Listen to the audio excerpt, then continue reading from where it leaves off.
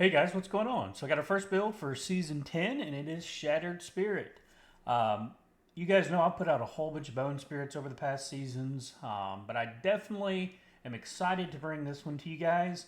Uh, After playing it and putting it together and the changes from PTR, I have to say I think this is probably the best overall build that Necromancer has ever had in the game.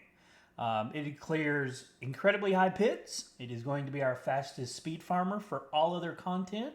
It's a horde machine, which for a season 10, most of the content is just running hordes and nightmare dungeons, and it excels at both of those.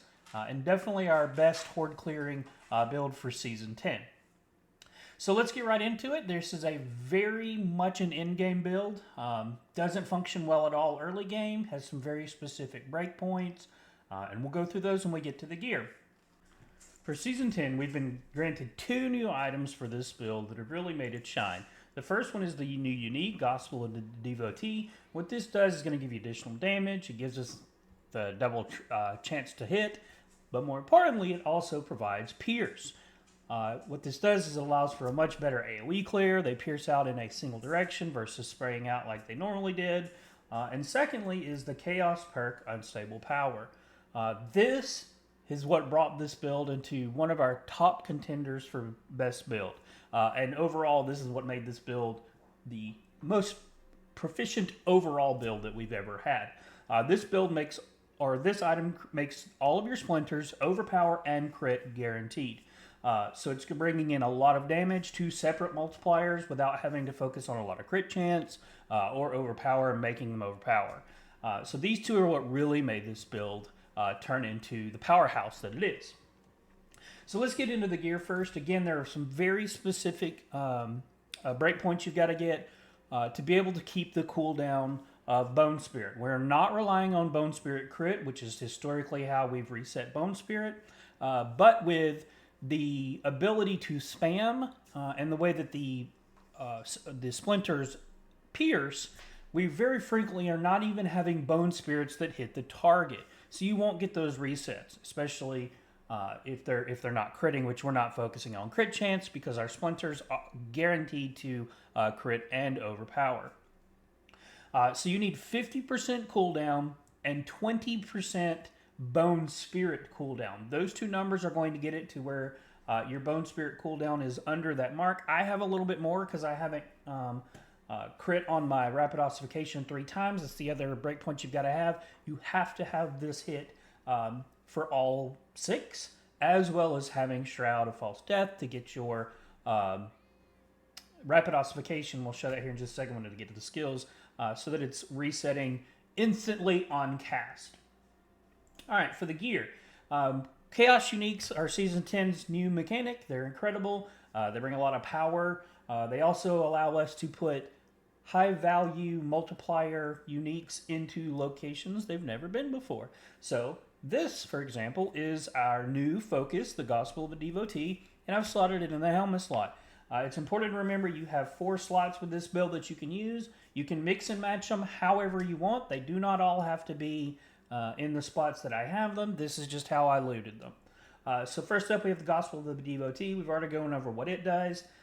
Shroud of False Death, we use this because primarily of the all passives implicit, but it also gives us resource generation, all stats to meet all of our bonuses on our paragon board, and then max life, which we're always here for. Up next, we have Lidless Wall. Lidless Wall is incredible for this build. I much would have preferred to get the cooldown reduction as a GA, but you do not get to pick and choose, and Chaos Uniques are very rare, so you have to make what you get work. So you want Bone Skill and cooldown reduction as your GAs if you can. Next up is the Crown of Lucian. This is really great for this build because we're using a skill that costs resource in Bone Spirit, even though Splinters does not, but Bone Spirit does, so it's giving us this bonus. It also has cooldown reduction, which we're looking for in max life. Pain Gorgers, of course, is a huge multiplier for basic attacks. You'd prefer here to have cooldown and basic attack skills as your GA. Shard of Irithyll is another huge basic attack damage dealer. Again, same thing here. You'd want the basic skills and max resource. Basic attack speed doesn't matter because we're casting core not basic attack. For the amulet, we're not going to be looking for the one I have. Amulets are incredibly rare this season. We are going with what I've got. The trade market's terrible. The loots for amulets have been bad. In the planner is something you're going to want to look for. You're going to want to look for the intelligence with 2 passives, compound fraction, avulsion. I'm just out of resources to continue rolling off my cooldown reduction. I was using cooldown reduction while I was gearing up to make sure the belt functioned, again, to meet those breakpoints. But for your tempers, you're going to look for bone critical strike damage and bone spirit cooldown. If you wanted to, you could also get corpse tendrils size here. Would help pull in mobs for pushing. Your first ring is going to be looking for attack speed with Macabre restoring essence. You'd want to double crit this at minimum on the Macabre. Restores essence, and we're using Ring of the Adaptability. This is great because it's going to give you additional damage from your basic attacks. Next ring is going to have Rapid Ossification. Again, you want to hit triple crit on your Rapid Ossification. If not, you need more cooldown. And you're also looking for attack speed here. It is what it is. And we're using Moonrise, another incredibly good basic attack damage dealer. And then the last one for your offhand, we're using Bone Splinters cast twice. This pairs perfectly with the Gospel of Devotee to get 100% double chance. I need to hit mine again to get it to double. And the other one you're looking for here is Maximum Resources or GA and cooldown reduction. And we're using Decaying Humorous. For the Book of the Dead, we're sacrificing Reapers to get more shadow damage, Bone for more overpower damage, and Iron Golems for more crit damage. For our abilities and skill, our Paragon and skill tree, pretty basic for this. We're dumping as many as we can into Bone Splinters. We've got Enhanced Bone Splinters with the Initiates for additional vulnerable. We do have vulnerable application, and I'll show you that here in a second, but this is just the additional layer. Essence increased here. We don't care about this. We don't care about core at all. And we don't really care about Hued Flesh. We're only using that for fortification and grasping veins, or corpse tendrils. So 1 from Shroud is enough for that. 1 into Blood Mist. This is really great because when we cast a skill, it overpowers. This resets almost instantly. So we have lots of get out of jail frees for dealing with the crowd control in pits. Really isn't that important for open world content, but it's incredibly valuable for pits. We've got Fortitude, Necrotic Fortitude to keep our barrier up, Titan's Fall for dealing against elites and bosses, and then we have Spiked Armor. Depending on your rolls on gear and what you've got in your Paragon, you may not necessarily need full Spiked Armor points there. You can mix and match with that. 1 into Bone Prison. This is going to go to Enhance. This is going to give it so we get vulnerable as well as a damage multiplier. Death's Embrace. We are close up, so we are dealing damage. Movement speed is always great. And then Lucky Hit Chance. We are stacking Lucky Hit Chance here because we want to keep our barrier and our fortification up as well as those corpses.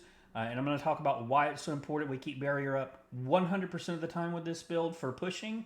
And how it interacts with open world as well. Amplify damage for, of course, cursed enemies. They're always cursed, and we've got Decrepify with the reset here. It just helps out with stuff like your Bone Prison pulldown, which doesn't really have that much of an impact with Rapid Ossification. We are never healthy, so we're not taking Coalesced Blood with this build, but we are going down and picking up Blood Orbs. This is going to give us an extra layer of defense here for how much drain we've got. 2 into Necrotic Carapace from a Fortify, max out Reaper's Pursuit, Gloom, and Terror. This is shadow damage now. Bone Spirit, we only need 1 point into it. Increasing it doesn't do anything for cooldown. We also don't care about its crit chance, so no big deal there. We could put into Maximum Essence and Generation, but again, a lot of times this is not even hitting in open world content. 3 into Compound Fracture, 3 into Avulsion, and we are maxing out Rapid Ossification as much as we can.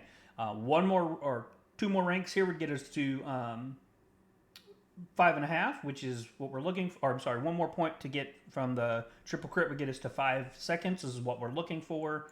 3 into Finality, 3 into Memento Mori, And then we're getting one into Bone Storm, Prime Bone Storm, and Supreme. Primarily for the attack speed, we don't really care about the crit chance. And one unique change we made to the build, because of how the change to Beast Cornered was made, we really are not regenning that all of our essence as frequently as we should. I have elected to take the 100% overpower over the 140%. I'm playing around with these two pits. It's probably going to end up better with Ossified Essence versus Rathmas, but for open world content, Rathmas is definitely performing it better. For our Paragon, we've got the starter board here with Abyssal. We have Bone Graft as our second board with Essence. Then we have Scent of Death with Eliminator. Frailty with Dominate. And finally, we have Bloodbath with Gravekeeper. For the Mercenaries, depending on your gear and where you are with Paragon, we're here is an incredible choice to keep your resistances or armor up. I have them on resistance, but at this point, I'm likely about to switch over as having Suba as my primary. And then let's talk about the Chaos perks. The Chaos perks are what are the most fluid with this build. For open world content, we are going to be using Brain over Brawn. The reason for this is what they changed to a Beast Cornered is from the PTR, this was scaling off of your base HP, not your max HP. So now we are draining all of our HP, and as you can see in the pit push at the beginning of the video, we are draining all of our life, and it is always gone, which means we are not regenning the essence we should, only from the splinters themselves. So for open world content, being able to maintain the security of not dying, a Beast Cornered is going to give you that extra layer of defenses where you're not 100% drained all the time, even though you've got less HP from Marred Guard, you are getting additional defenses from Marred Guard to pair that with Brain over Bronze because it's bringing down your resistances and armor. So this is a really good combo. Marred Guard is also used when we're using a Beast Cornered because again it's that extra layer of defense. And with a Beast Cornered, we are constantly at 10% HP, which does mean we get a substantial multiplier from that, even if we're not regenning the essence that we were from PTR. Our other ones is, again, Unstable Power. We talked about that earlier. This is what makes this build function the way that it does. And then finally, Crazy Brew. I really like Crazy Brew because while it doesn't impact our resources really, what it is impacting is the fact that we get an additional attack speed. And this is cap 2, which means we can get to the next breakpoints with attack speed. And you want to get as much attack speed as you can because you can cast this on cooldown and as many times as you can spam it per second. So let's talk about how the build functions. For open world content, I'm very lazy and I did not switch it, but for open world content, you could get rid of Bone Prison, you could get rid of Corpse Tendrils, you could get rid of Blood Mist as well, and you could put more shadow skills on your toolbar because of our the way it works with Reaper's Pursuit. The more you've got, the more damage you do, so you could put more on the bar. You could slot like a couple points out of Necrotic or Fortitude, and we dump that into there, into the points into like Blight and Severs, just so you could have additional shadow skills on your toolbar. Now for the build itself, for basically what you're doing is you're just spamming Bone Spirit. There's really not other content. You keep your Bone Storm up so that you can continue with the attack speed, but other than that, you're just spamming Bone Spirit. It's very easy open world content. For my runes, I do switch out Cax and Jaw for open world. Jaw allows us to, after 2 casts of Bone Spirit, you are able to teleport again. So as you can see from some of the speed farming video earlier, it's up all the time. We're spamming it. We're able to just press Bone Spirit and move forward. So it really helps with the speed farming. For pit pushing, however, huge disclaimer here. You are going to be at 10% HP at all times. Even healing, as soon as you heal, you're back down to 0. So, for pit pushing, you want to constantly be spamming Bone Spirit even while you're moving. And especially when it comes to bosses, you want to make sure that you got your Bone Spirit cast so that you're generating that barrier and fortitude. Because anything, white mobs will one-shot you at 10% HP.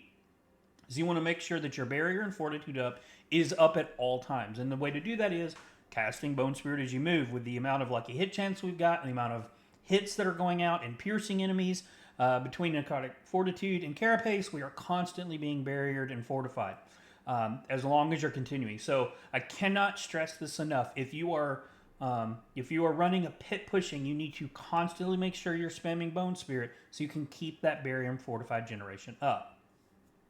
And normal Bone or Necromancer skills, you're using Corpse Tendrils to bring in all the mobs. You're throwing down Bone Prison to get them centered around, and you're just spamming Bone Spirit. And you want to make sure you're keeping those up at all times. Corpse Tendril is a huge crowd control for bosses to help stagger them. And again, Bone Storm is going to keep up your attack speed and all the crit damage that we're getting from Lidless.